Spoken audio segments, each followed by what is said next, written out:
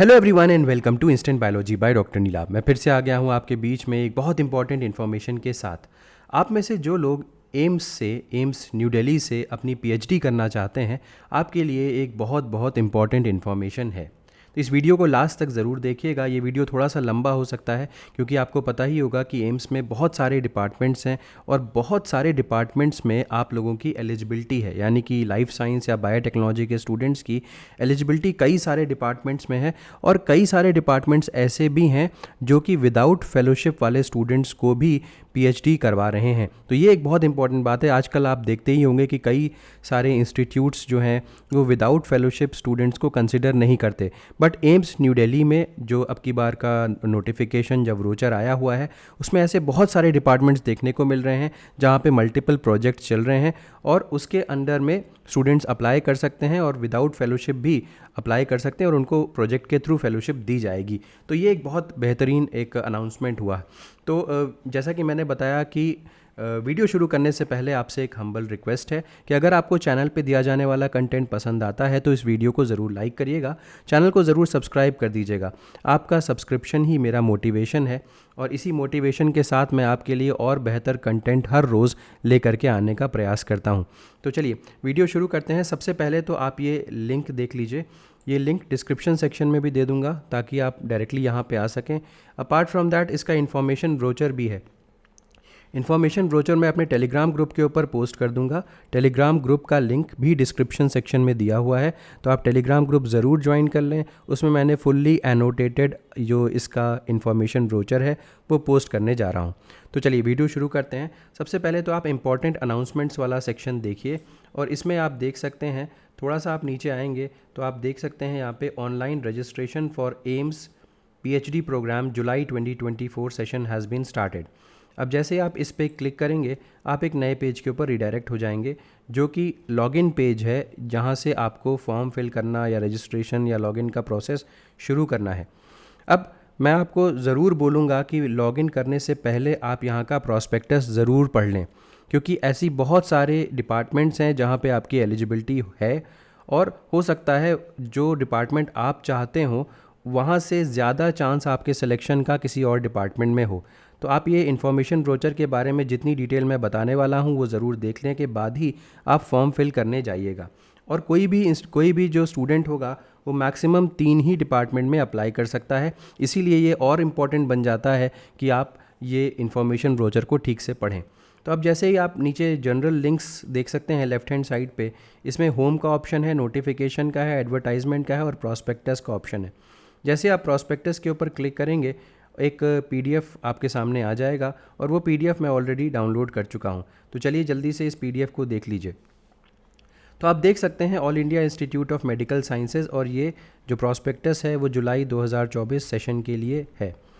अब important dates को सबसे पहले देखिए। 12 जुलाई 2024 से ये इन्फॉर्मेशन आई है, यानी कि नोटिफिकेशन आया है, यानी कि कल की डेट में। और ये कब तक है? सिर्फ और सिर्फ 14 दिन के लिए ही है, यानी कि सिर्फ 2 वीक्स का टाइम आपको दिया जा रहा है रजिस्ट्रेशन करने के लिए। तो 26 जुलाई शाम 5 बजे इनकी रजिस्ट्रेशन विंडो क्लोज़ हो जाएगी, तो इस बात का ज़रूर ध्यान रखना है। एक और इम्पॉर्टेंट बात कि आपको इन्फॉर्मेशन दी जाएगी 2 अगस्त को कि किन स्टूडेंट्स का क्या रजिस्ट्रेशन स्टेटस है। मतलब अगर आपका एप्लीकेशन स्टेटस एक्सेप्टेड है या रिजेक्टेड है, वो इन्फॉर्मेशन 2 अगस्त को दी जाएगी। और उसके साथ साथ ये भी बताया जाएगा कि आपका अगर मान लीजिए रिजेक्ट हो गया एप्लीकेशन फॉर्म तो क्यों रिजेक्ट हुआ है। अब आपको 5 अगस्त तक का समय भी दिया जाएगा कि आप कोई भी डॉक्यूमेंट जो कि यहाँ पे मिसिंग है वो डॉक्यूमेंट आप इनको भेज सकते हैं, यहाँ पे अपलोड कर सकते हैं। 5 अगस्त 2024 शाम 5 बजे के बाद आपको किसी भी तरीके से इनको कांटेक्ट करने का या इनसे बात करने का मौका नहीं दिया जाएगा, या अपनी जो भी एप्लीकेशन में गड़बड़ी हुई उसको ठीक करने का मौका नहीं दिया जाएगा। तो लास्ट जो डेट दी जा रही है 5 अगस्त में करेक्शन की डेट है। अब अगर बात करें कि ये तो इससे आपको मतलब नहीं है, और जो एग्ज़ामिनेशन है यहाँ पे एक ऑनलाइन कंप्यूटर बेस्ड टेस्ट होगा जिसका डेट दिया जा रहा है 13 अगस्त 2024, ट्यूसडे पड़ रहा है। इसके अलावा accepted date for declaration of result की अगर मैं बात करूं तो 21 अगस्त 2024 को जो डेट होगी, यानी कि जो रिज़ल्ट की डेट है वो आने वाली है वेंसडे पड़ रहा है 21 अगस्त 2024। डिपार्टमेंटल असेसमेंट, यानी कि थोड़ा सा आप ये सोच सकते हैं कि यहाँ पे एक लैब इंटरेक्शन नाम का भी एक एग्ज़ाम या टेस्ट आप कह सकते हैं, वो 30 अगस्त 2024 को होगा। डिपार्टमेंटल असेसमेंट उसको बोल रहे हैं। और इसके बाद फाइनल रिजल्ट जो है वो 6 सितंबर 2024 को अनाउंस कर दिया जाएगा। लास्ट डेट फॉर ज्वाइनिंग जो पीएचडी प्रोग्राम की है वो 30 सितंबर 2024 है। तो ये अगेन सारी की सारी एक डेडलाइंस मैंने आपको यहाँ पे बता दी। अब देखिए एप्लीकेशन फ़ीस के बारे में बात करते हैं। एप्लीकेशन फ़ीस मुझे थोड़ी सी ज़्यादा लगती है। तो जनरल या ओबीसी कैटेगरी की जो फ़ीस है 2000 रुपये है। इसके अलावा जो भी ट्रांजैक्शन चार्जेस होंगे वो आपको पे करने पड़ेंगे। अपार्ट फ्रॉम दैट अगर हम देखें तो SC ST EWS कैटेगरी की फ़ीस 1600 रुपये प्लस ट्रांजैक्शन चार्जेस है। और फिज़िकली डिसेबल्ड कैंडिडेट्स जो हैं वो एग्जेम्प्टेड है कोई भी फ़ीस देने से। अब आगे चलते हैं और इन्फॉर्मेशन ब्रोचर को और डिटेल में देखते हैं। सबसे पहले यहाँ पे दिया गया है कि कंप्यूटर बेस्ड जो टेस्ट होने वाला है वो किस तरीके का होगा, यानी कि उसमें क्या क्या चीज़ें पूछी जाएंगी, ये सब दिया गया है। तो देखिए 90 मिनट का टोटल मिला करके टेस्ट होगा और यहाँ पे 2 स्टेजेस होंगी, स्टेज नंबर 1 और स्टेज नंबर 2, यानी कि 2 स्टेजेस का टेस्ट है।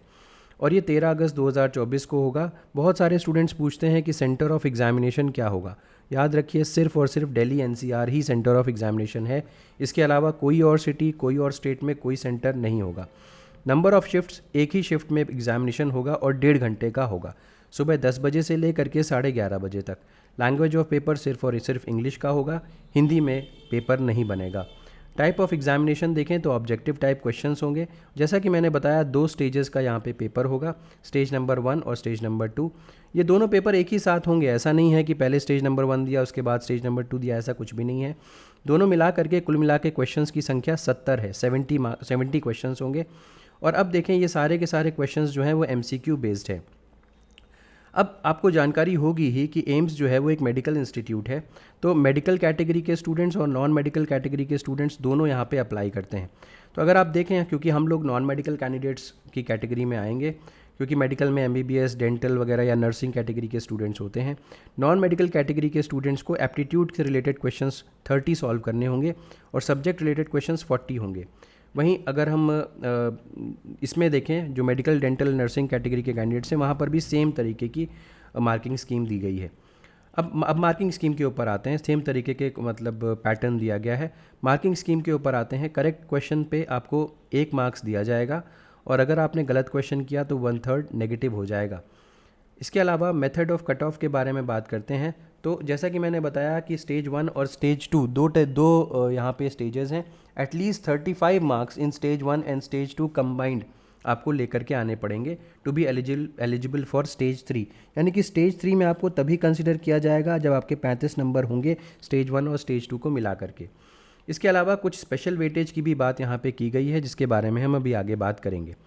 3 गुना कैंडिडेट्स को बुलाया जाएगा स्टेज 1 और स्टेज 2 में जो क्वालिफाई कर जाएंगे, ऐसे 3 टाइम्स कैंडिडेट्स को बुलाया जाएगा जितनी इनके पास टोटल सीट्स होगी फॉर स्टेज 3। फिर से समझने की कोशिश करते हैं। स्टेज 3 में 3 गुना कैंडिडेट्स को जितनी सीट्स होंगी उससे बुलाया जाएगा। अब बात करते हैं कि कौन कौन से डिपार्टमेंट्स में यहाँ पे कौन कितनी कितनी सीटें हैं। अब जैसे जैसे मैं आपको बताता जा रहा हूँ यह ध्यान देते जाइएगा। इन सभी डिपार्टमेंट्स को मैं बता रहा हूँ, वो सभी के सारे भी डिपार्टमेंट्स जो हैं वो उसमें बायोटेक्नोलॉजी या लाइफ साइंस के कैंडिडेट्स जो हैं वो एलिजिबल हैं। पहले मैं एक चीज़ दिखा देता हूँ आपको। जैसे कि सपोज़ करिए मैं एनाटॉमी के बारे में बात करूँ, तो एनाटॉमी में अगर आप अप्लाई करना चाहते हैं तो यहाँ पे 2 तरीके से अप्लाई कर सकते हैं। एक तो वो कैंडिडेट्स अप्लाई कर सकते हैं जिनके पास कोई फेलोशिप नहीं है। अगर फेलोशिप नहीं है तो एक आपको फ़ंड्स अवेलेबल वाले में ही आप अप्लाई कर सकते हैं। फ़ंड्स अवेलेबल का मतलब हो गया कि इस डिपार्टमेंट में कुछ प्रोजेक्ट्स चल रहे होंगे जिसमें अंदर फ़ंड्स होंगे और उन्हीं फ़ंड से आपको स्कॉलरशिप वगैरह प्रोवाइड की जाएगी। तो जो बच्चों के पास स्कॉलरशिप नहीं है, CSIR, गेट, ICMR वगैरह नहीं है, तो आपको फ़ंड्स अवेलेबल वाले सेक्शन में अप्लाई करना होगा। अब जैसे एनाटॉमी में देखें तो 6 सीटें हैं फ़ंड्स अवेलेबल वाले सेक्शन में।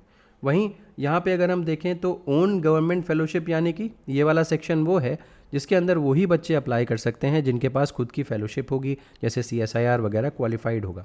तो ऐसी सीट्स यहाँ पे 4 हैं। कुल मिलाकर के 6 + 4 मिलाकर के 10 हो गया। सेम वे में अगर हम देखें बायोकेमिस्ट्री में तो फंड्स अवेलेबल वाले में 2 सीट्स हैं और गवर्नमेंट फेलोशिप वाले में 5 सीटें हैं, तो टोटल मिलाकर के 7 सीट्स हो गई। इसी तरीके से बायोफिज़िक्स में भी आप एलिजिबल हैं। मैंने देखा हुआ है, ये चीज़ें मैं चेक कर चुका हूँ, बायोफिज़िक्स में आप एलिजिबल हैं, बायोटेक्नोलॉजी में भी आप एलिजिबल हैं। इसके अलावा कार्डियक बायोकेमिस्ट्री में भी आप एलिजिबल हैं। इसके अलावा आप अगर हम देखें तो फॉरेंसिक मेडिसिन में भी आपकी एलिजिबिलिटी है। इसके अलावा गैस्ट्रो में आपकी एलिजिबिलिटी है। इसके अलावा अगर हम देखें तो लेबोरेटरी ऑन्कोलॉजी में भी आपकी एलिजिबिलिटी है। इसके अलावा अगर हम देखें तो जो आपका न्यूरोलॉजी में भी एलिजिबिलिटी है। इसके अलावा न्यूरो सर्जरी में भी एलिजिबिलिटी है। इसके अलावा NMR न्यूक्लियर मैग्नेटिक रेजोनेंस में भी एलिजिबिलिटी है। इसके अलावा ऑप्थेमोलॉजी में भी है। इसके अलावा पीडियाट्रिक्स में भी है, पीडियाट्रिक सर्जरी में भी है और पीडियाट्रिक्स में भी है, दोनों में अलग अलग एलिजिबिलिटी है आपकी। फिर आपका पैथोलॉजी में एलिजिबिलिटी है। फिर फार्माकोलॉजी में भी एलिजिबिलिटी है, मैंने आपको ऑलरेडी अंडरलाइन कर रखा है इसको। फिजियोलॉजी में भी है और फाइनली रिप्रोडक्टिव बायोलॉजी में भी है। तो इतने सारे एरियाज़ हैं जहाँ पे लाइफ साइंस और बायोटेक्नोलॉजी के कैंडिडेट्स एलिजिबल हैं। अब आप देख सकते हैं कि अगर आपके पास फेलोशिप है तो आप फिर दोनों में अप्लाई कर सकते हैं। बट मुझे लगता है कि अगर आपके पास फेलोशिप है तो आपको ओन फेलोशिप वाले में अप्लाई करना चाहिए, उसमें आपकी फेलोशिप बहुत ही स्ट्रीमलाइंड हो जाएगी। और अगर आपके पास नहीं है तो आपके पास कोई ऑप्शन नहीं है, फंड्स अवेलेबल वाले में ही अप्लाई करना पड़ेगा।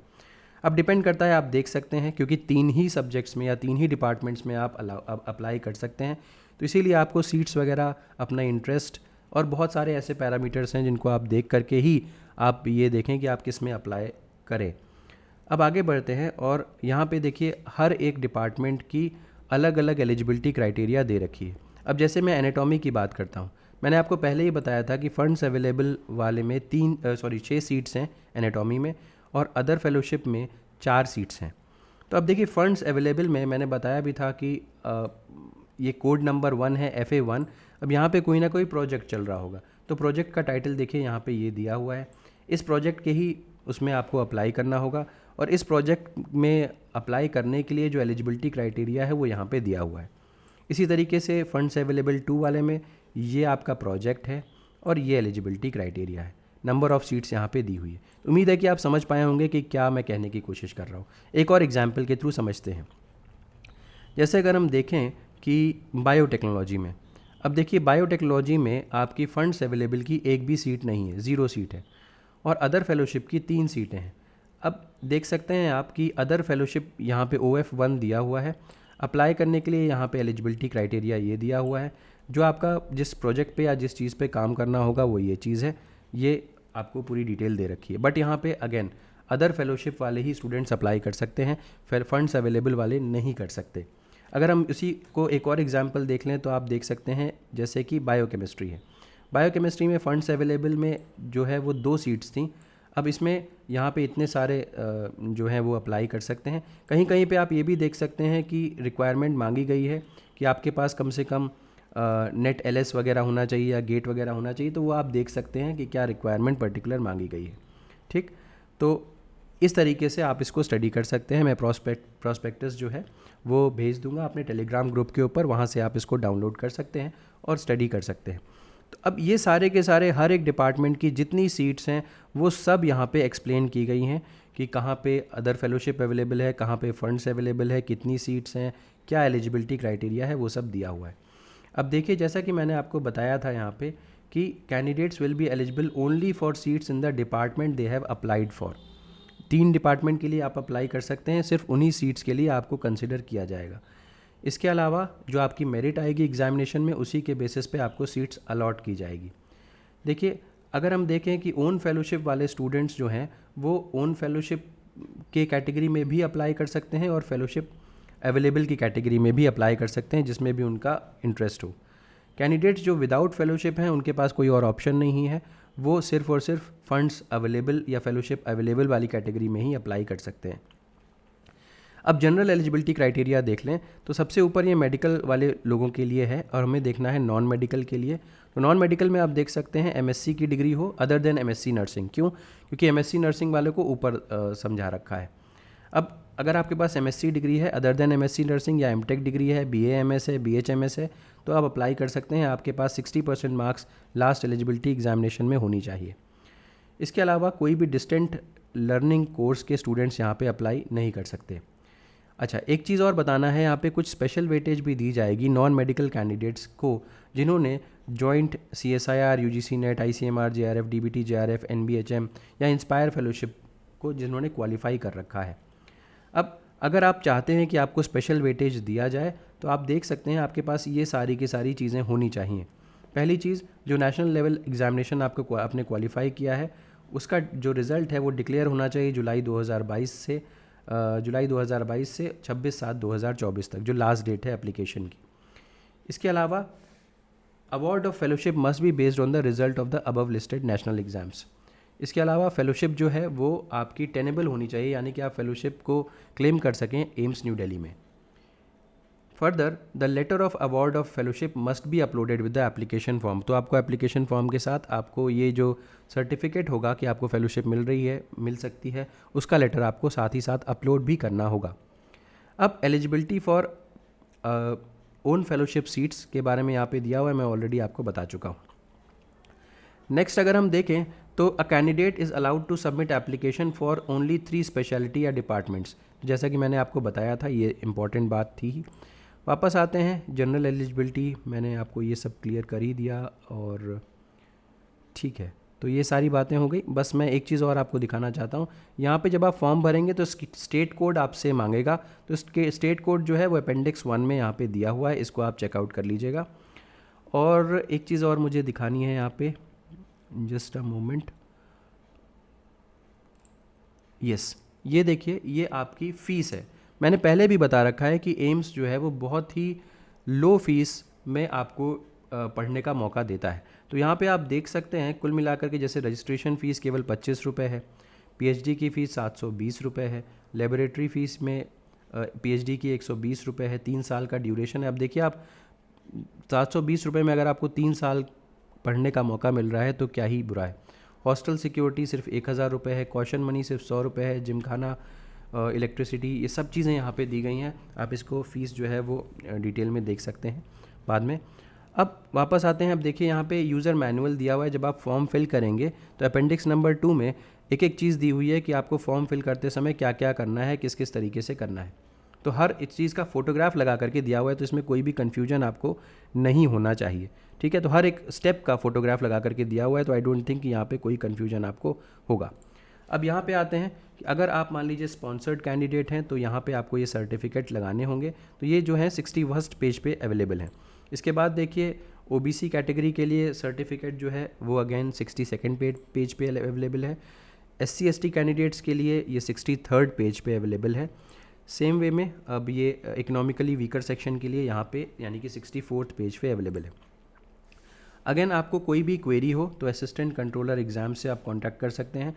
फ़ोन नंबर भी दिया हुआ है और फैक्स नंबर वगैरह भी दिया हुआ है, तो सारी चीज़ें यहाँ पे दी हुई हैं। तो ये एक चीज़ क्लियर हो गई होगी। वापस आते हैं और ये दिखाते हैं आपको कि ये इसका पोर्टल है। सबसे पहले आप नया रजिस्ट्रेशन करना चाहते हैं तो क्लिक हेयर पे क्लिक करेंगे तो न्यू रजिस्ट्रेशन शुरू हो जाएगा और उसके बाद आपको लॉगिन वगैरह करना है। और फिर जैसे कि मैंने बताया कि सारा का सारा फॉर्म इस प्रॉस्पेक्टस में दिया भी हुआ है कि हर स्टेप में आपको किस तरीके के ऑप्शंस आएंगे, क्या क्या चीज़ें आपको मिलेंगी। तो वो चीज़ों को ध्यान रख करके आपको फॉर्म को फिल करना है, ठीक। तो उम्मीद है कि ये वीडियो आपके लिए यूज़फुल रहा होगा, पसंद आया होगा और इन्फॉर्मेशन आपके लिए बहुत यूज़फुल रही होगी। अगर वीडियो पसंद आए तो इसे ज़रूर लाइक करिएगा, चैनल को ज़रूर सब्सक्राइब कर दीजिएगा, बेल आइकन को ज़रूर प्रेस करिएगा और अपने फ्रेंड्स के साथ भी ज़रूर शेयर करिएगा। Thank you so much, have a good day.